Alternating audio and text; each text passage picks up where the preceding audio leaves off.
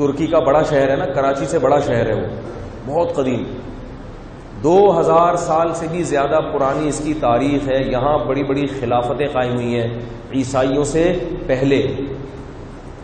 تو یہاں کا خلیفہ جو تھا وہ عیسائی ہو گیا تھا، تو اس کے بعد سے 1100 سال اس پر عیسائیوں نے مضبوط اور طاقتور حکومت کی ہے استنبول پہ، جس کو قسطنطینیہ کہا جاتا ہے. نبی کے دور میں قسطنطینیہ کہا جاتا تھا. اب آپ نبی صلی اللہ علیہ وسلم کا ویژن دیکھیں. آپ صلی اللہ علیہ وسلم مکہ میں پیدا ہوئے، مکہ ایشیا میں ہے اور استنبول یورپ میں. کتنا فاصلہ ہے. نبی صلی اللہ علیہ وسلم کے علم میں یہ بات ہے کہ یہ کس کے، عیسائیوں کی یہاں کیا ہے، خلافت ہے، حکومت ہے. اور ایسی مضبوط حکومت کہ دنیا کی بڑی بڑی قومیں ان کو فتح نہیں کر سکیں، کیونکہ شہر کے چاروں طرف اتنی موٹی تین یعنی فاصلے سے 3 دیواریں ہیں، اور اتنی موٹی موٹی دیواریں ہیں کہ ان پر 2 بسیں آرام سے، بولو بھائی، چل سکتی ہیں. پھر ایک دیوار ختم ہوگی، اس کے درمیان فاصلہ، پھر دوسری دیوار، پھر تیسری دیوار اس سے بھی چوڑی، اور بہت زیادہ اونچی. اور ان دیواروں پر قلعے قائم کیے ہوئے ہیں.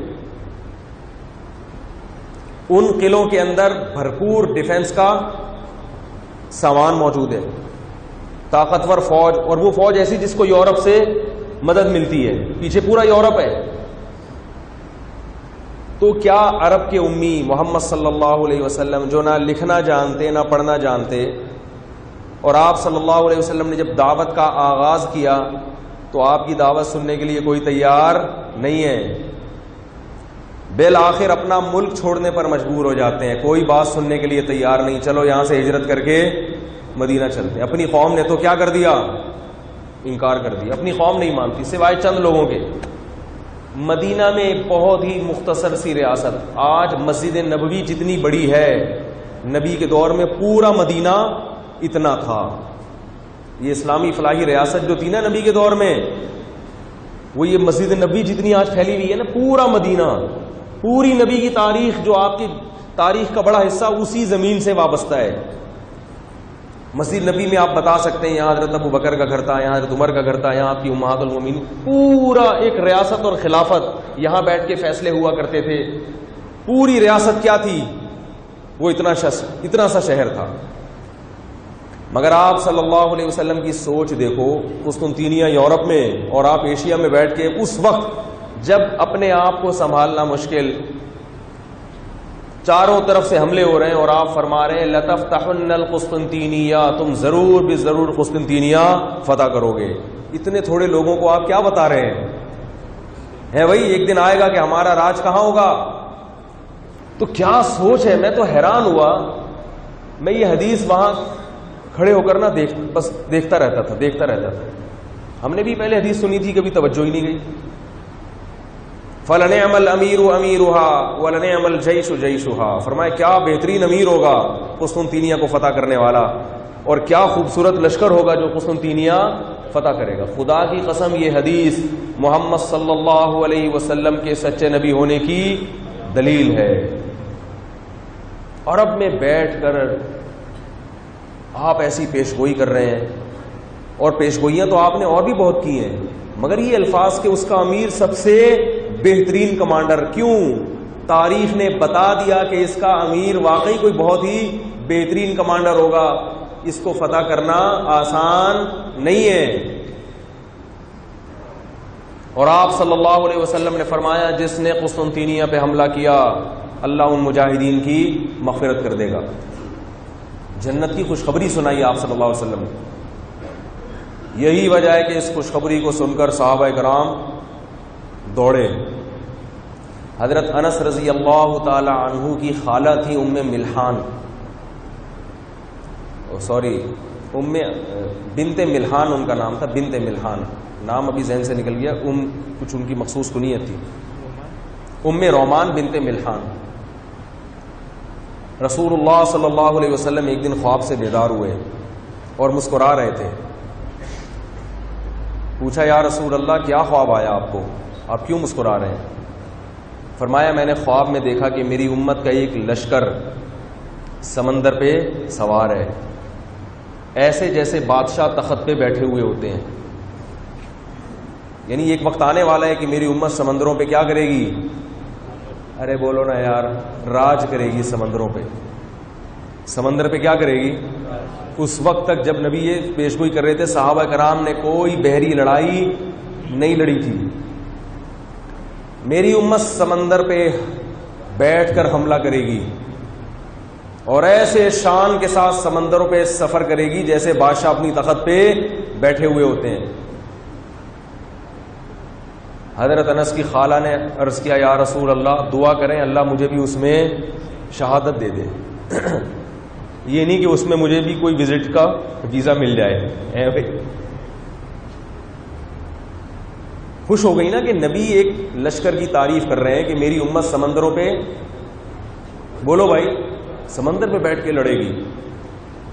کیسا ویژن تھا رسول اللہ صلی اللہ علیہ وسلم کا. یہ جھوٹے نبی کا نہیں ہو سکتا، یہ اسی کا ہو سکتا ہے جس کو اپنی دعوت پر اتنا یقین ہو، اپنے برحق ہونے کا اتنا یقین ہو کہ انہیں پتہ ہے کہ ابھی تبدیلی نہیں آئی تو عنقریب انشاءاللہ آ جائے گی. ہم دنیا سے چلے جائیں گے مگر تبدیلیاں آتی رہیں گی قیامت تک. امت کو ایک ٹریک پہ چلا کے چلے گئے، ایک راستے پہ چلا کے چلے گئے. دوسرا لشکر، ہاں حضرت انس کی خالہ نے کہا کہ یا رسول اللہ دعا کریں اللہ مجھے بھی اس میں شہادت دے دے. مجھے بھی اس میں کیا دے؟ کیونکہ وہ آپ اس کی اپنی زبان مبارک سے اس کی تعریف کر رہے ہیں، اللہ خواب میں آپ کو خوشخبریاں دے رہے ہیں، تو بڑا مبارک لشکر ہوگا. دعا کریں کہ مجھے بھی اللہ اس میں شہادت دے دے. پھر آپ صلی اللہ علیہ وسلم نے دوسری خوشخبری سنائی کہ میری امت کا ایک گروہ قسطنطینیہ پہ حملہ کرے گا جس کی اللہ نے مغفرت کر دی ہے، اللہ نے وعدہ کر لیا اس سے مغفرت. انہوں نے اس کے یا رسول اللہ، ہاں پھر آپ صلی اللہ علیہ وسلم دوبارہ سوئے، پھر نیند سے بیدار ہو کر اٹھے اور آپ صلی اللہ علیہ وسلم کے لبوں پہ مسکراہٹ تھی. پھر صحابیہ نے پوچھا یا رسول اللہ کیوں مسکرا رہے ہیں؟ فرمایا میں نے خواب میں دیکھا کہ میری امت کے ایک لشکر استنبول پہ حملہ کر رہا ہے اور اللہ نے ان کی کیا کر دی ہے؟ مغفرت. حضرت ام رومان نے فرمایا یا رسول اللہ دعا کریں اللہ مجھے ان میں شامل کر لے. فرمایا تم پہلوں میں ہو. تم کس میں؟ اسی وجہ سے حضرت معاویہ رضی اللہ تعالی عنہ کے دور میں یہ پیشگوئی پوری ہوئی ہے. آپ نے پہلا بحری بیڑا بنایا حضرت معاویہ نے، جس نے سمندر پہ بیٹھ کے یہ عجیب بات آپ کو بتاؤں، دنیا میں بحری جنگیں لڑنے کا سلیقہ یہ کس نے سکھایا ہے؟ مسلمانوں نے. تبھی انگریزوں کے ہاں اب تک مسلمانوں کی جو بحری لڑائی ہے نا اس کے الفاظ اب تک استعمال ہو رہے ہیں. ایڈمرل کا جو لفظ ہے نا یہ امیر البحر سے نکلا ہے. سمندر کی جو فوج ہے اس کا جو امیر ہوتا تھا اس کو کیا کہتے تھے؟ امیر البحر. وہ لفظ چینج ہو کر کہاں چلا گیا؟ ایڈمرل انگلش میں. نبی صلی اللہ علیہ وسلم نے اس وقت خواب دیکھا اور وہ خواب پورا کب ہوا؟ 700 سال کے بعد. قسطنطینیہ کب فتح ہوا ہے؟ بولو نا بھائی، 700 سال کے بعد فتح ہوا ہے. اور کیسے محنت کی ہے وہاں مجاہدین نے اس کو فتح کرنے کے لیے. سلطان محمد فاتح نے جب قسطنطینیہ پہ حملہ کیا ہے تو رومن امپائر سے اسلحہ ادھار، بولو نا بھائی، نہیں لیا. بات آ رہی ہے سمجھ میں؟ اپنے ڈیفنس کے لیے ان سے گھوڑے ادھار نہیں لیے. اس نے دیکھا کہ یار یہ قلعہ فتح کرنا اس لیے ممکن نہیں ہے کہ اس کی اتنی موٹی دیوار اور پورے شہر پہ اس دیوار کی میں جب تک شگاف نہیں آئے گا، اس دیوار میں دراڑیں نہیں پڑیں گی، ہم اس قلعے کو فتح کرنے کا خواب نہیں دیکھ سکتے. دوسرا اس نے یہ دیکھا کہ بھائی یہ سمندر میں دوسری طرف سے ڈھکا ہوا ہے اور وہاں ان کے بحری بیڑے کھڑے ہوئے ہیں جہاں بڑی بڑی توپیں لے کے کھڑے ہوئے ہیں. اس راستے سے کو جب تک کاٹا نہیں جائے گا، اور اس راستے کو کاٹنا اسباب کی دنیا میں ممکن نہیں ہے. بڑی بڑی زنجیریں سمندروں میں ڈالی ہوئی تھی انہوں نے جہاں سے جہاز آگے گزر نہیں سکتا تھا. بیٹھ گیا پلان کرنے، بھئی کچھ کرنا ہے، کر کے چھوڑنا ہے. ایسا کام کرو کہ کیا ہو جائے؟ ہٹو بچوں. اس نے سوچا کہ بھئی یہ تو کرنا ہے، کئی سو سال سے محنتیں ضائع ہو رہی ہیں، شہادتیں ہو رہی ہیں، زخمی ہو رہے ہیں، کچھ کرنا ہے. کیسا پلان بنایا، ادھار نہیں لیے گھوڑے، کیونکہ سب کچھ اپنا تھا ان کے پاس. جب آپ کسی کے سامنے کشکول لے کے بھیک مانگتے ہو تو پھر پالیسیاں بھی انہی کی چلتی ہیں، پھر حکومت بھی انہی کی ہوتی ہے. آپ کے صرف کٹ پتلیاں ہوتی ہیں کہ جو روبوٹ لا کے بٹھائے ہوئے ہوتے ہیں انہوں نے. کیسا ایمان تازہ ہوتا ہے. خشکی پہ مشورہ جب لیا گیا تو یہ بتایا گیا کہ بھئی یہ جو خلیج ہے نا، خلیج آبنائے باسفورس جسے کہا جاتا ہے، جب تک اس کو عبور نہیں کریں گے ہم فتح، کیونکہ پیچھے یورپ کی مدد مل رہی ہے ان کو. ہم جتنے بندے یہاں تیر اندازی سے قتل کریں، جتنا ان کا اسلحہ ضائع کریں، پیچھے سے کیا ہو رہی ہے، ان کو کمک آ رہی ہے. سلطان محمد فاتح بیٹھ گیا، اس نے کہا یہ نہیں ہو سکتا، کرنا ہے. اتنا بڑا لشکر لے کر آیا، وہیں کیمپ لگا دیے، پلاننگ ہوتی رہی. بالآخر کسی نے مشورہ دیا دو چیزیں. نمبر 1، اتنی بڑی توپ بنائی جائے کہ جس سے جب گولے برسائے جائیں، یہ 650-700 سال پرانی بات کر رہا ہوں، پرانی تاریخ، کہ جس سے گولے برسائے جائیں تو یہ بڑی بڑی دیواروں میں کیا پڑیں، شگاف. لیکن شگاف سے کیا ہوگا؟ تو کہتے ہیں کہ اس زمانے میں اتنی بڑی توپ نہیں تھی جتنی بڑی توپ اس وقت تانبے کو پگھلا کے بنائی گئی ہے. وہ توپ ہم نے اپنی آنکھوں سے الحمدللہ دیکھی، اتنی بڑی توپ. اور اس میں جو گولے ڈالے جاتے تھے 5 فٹ چوڑے، جب وہ فائر کیا نا، تجربہ کیا پہلا، تو وہ زمین میں 6 فٹ دھس گیا. یعنی ایک گولا جس میں بارود نہ ہو، اور وہ پتھر پھینکے آپ اور وہ زمین میں جب گرے تو 6 فٹ، جبکہ اس میں کوئی نوک بھی نہیں ہے. اتنی بڑی توپ اس نے ماہرین کو بلوا کے، بولو بھائی، اور پھر اس نے یہ فیصلہ کیا کہ یہ جو خلیج ہے اس تک ہم پانی کے ذریعے کشتیاں اور جہاز نہیں پہنچا سکتے. مشورہ یہ ہوا کہ خشکی پہ کشتیاں چلائی جائیں، پیچھے سے خشکی کے راستے سے. یعنی ایسے ہی ہے جیسے آپ یہاں بیٹھ کر بڑے بڑے جہاز بناؤ اور بولو کہ یہاں سے ہم بائی روڈ جہازوں کو لے کے جائیں گے. بائی روڈ بھی نہیں، روڈ میں تو کوئی گاڑی تو ہوتی ہے نا، کنٹینر تو ہوتا ہے. ہم دھکیل کے، دھکا دے کے کشتیاں لے جا کے پیچھے پانی میں اتاریں گے. اسباب کی دنیا میں یہ ممکن نہیں ہے. مشورہ ہوا تو لوگوں نے کہا یہ کیسے ممکن ہے؟ 16 کلومیٹر کا فاصلہ ہے، 16 کلومیٹر خشکی پہ، 16 کلومیٹر ہم کشتی، اور اس میں بندے بھی بٹھانے ہیں، کشتیاں کیسے لے جا سکتے ہیں؟ بہت دیر تک مشورے ہوتے رہے. پھر یہ طے ہوا کہ بھئی جتنے جانور ہیں ان کو ذبح کر دو، ان کی چربی پگھلا کے زمین پہ ڈال دو تاکہ پھسلن پیدا ہو جائے اس میں. اور ان کے پاس ٹائم تھا صرف رات کا. رات کے حصے میں جانور ذبح بھی ہوں گے اور ان کی چربیاں دیگوں میں ڈال کے پگھلائی بھی جائیں گی، اور ان کو راتوں رات بچھایا بھی جائے گا. اور پھر ان پہ کشتیاں، بڑی بڑی جہاز نما کشتیاں ڈال کر زنجیریں ان میں رکھ کے ان کو گھسیٹا بھی جائے گا. اور صبح کا سورج طلوع ہونے سے پہلے یہ بھاری بھرکم توپوں سمیت یہ کشتیاں سمندر میں، خلیج میں ڈالنی بھی ہیں. اس دوران اگر مخبری ہو گئی، پکڑے گئے تو لینے کے دینے پڑے گے، کیونکہ جانور سارے کیا ہو گئے ہیں، کڑ گئے ہیں، ذبح ہو گئے ہیں، وہ تیل لینے چلے گئے ہیں. تو اگر وہ نہیں صبح تک یہ کام ہوا تو ہم بھی کہاں چلے جائیں گے؟ راتوں رات یہ کام ہوا ہے، اور کیسی پھرتی اس وقت کے مسلمانوں میں. تو بالآخر وہ بحری دستہ جو ہے نا، وہ کشتیوں پہ وہ مجاہدین کو بٹھایا گیا، اس میں اسلحہ ڈالا گیا. بڑی وہاں انہوں نے وہ بنائی بھی ہیں پوری ڈاکومنٹ. تو چونکہ اس میں تو دھنائی ہوئی تھی گوروں کی نا، انگریزوں کی، تو اس لیے انہوں نے چہرے کو مس کیا. یہ واقعہ تو انہوں نے بھی لکھا ہے، گوروں نے بھی. ایسے بڑے بڑے واقعات کا تو انکار نہیں ہو سکتا. پوری رات شمعیں جلتی رہی ہیں اور وہ زنجیروں سے پہلوان کھینچتے رہے ہیں. اور کچھ لوگ عیسائی دور سے دیکھتے رہے، ان کو سمجھ میں نہیں آئے یہ روشنیاں کہاں جا رہی ہیں، لائٹنگ کہاں ہو رہی ہے. انہوں نے حیران ہو رہے تھے، ان کے تصور میں بھی یہ نہیں ہو سکتا تھا کہ یار ایسا بھی ہو سکتا ہے.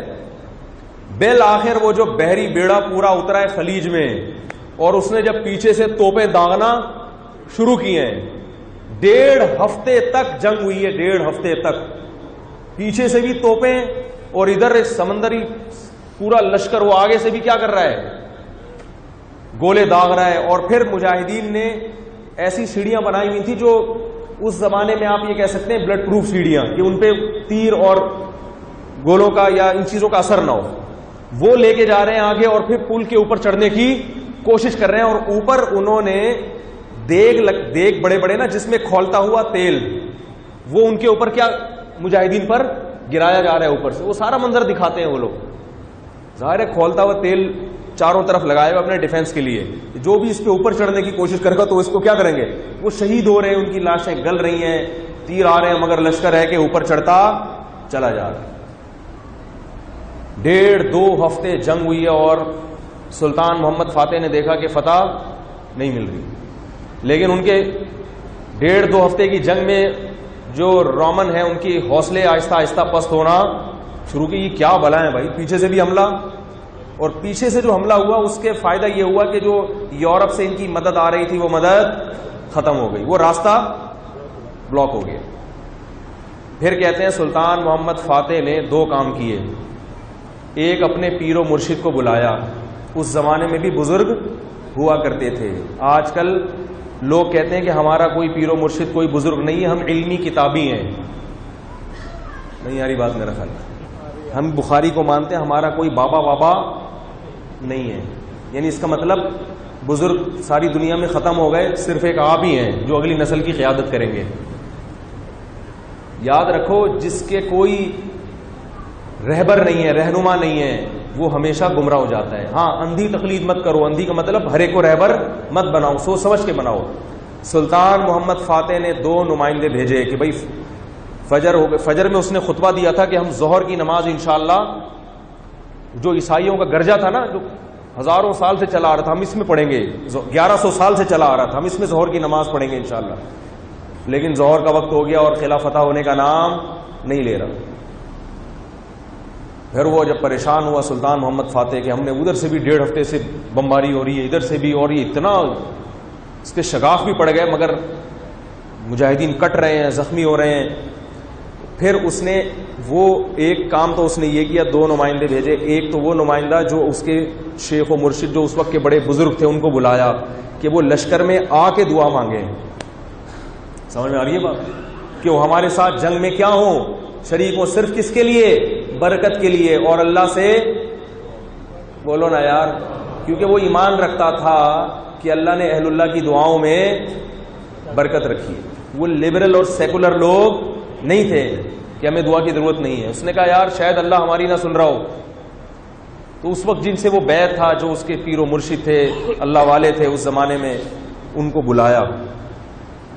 ترکوں نے ان کی بھی ایک فیک تصویریں لگائی ہوئی ہیں. تصویر تو صحیح نہیں ہے اس طرح سے پینٹنگ کر کے بنانا, لیکن خیر انہوں نے اپنی تاریخ کو زندہ رکھنے کے لیے. دوسرا, اس نے وہ کام کیا, وہ فورس بلوائی جو اس کی اسپیشل فورسز کہلاتی تھی, جو ہر وقت اس کے ساتھ رہتے تھے, جن کے بارے میں یہ تھا کہ انہوں نے موت پر بیعت کی ہوئی ہے کہ اگر ہمیں کسی جنگ میں دھکیلا, وہ اس نے بچا کے رکھی ہوئی تھی. سمجھ میں آ رہی ہے بات, جیسے ہمارے کمانڈوز ہوتے ہیں نا, کہ یہ وہ فورسز ہیں جن کو اسپیشل ٹریننگ دی جاتی ہے اور یہ موت تک لڑتے ہی رہیں گے.